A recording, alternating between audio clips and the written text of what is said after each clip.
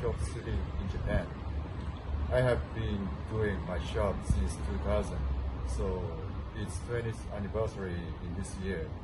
I'm building old school chopper and old style custom bikes. When you come to Japan, please stop by my shop. Thank you. This bike is 1978 harley-davidson Shovelhead. Morris Magneto split rocker cover.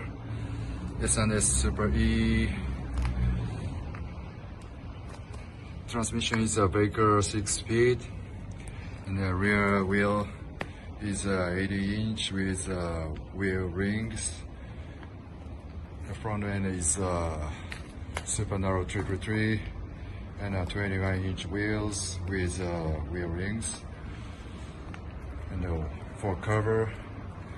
Everything I made, and modified peanut tanks, carpet tail, leather work by Atelier Kamakura in Japan. The suicide clutch, jack shaft, everything handmade by myself.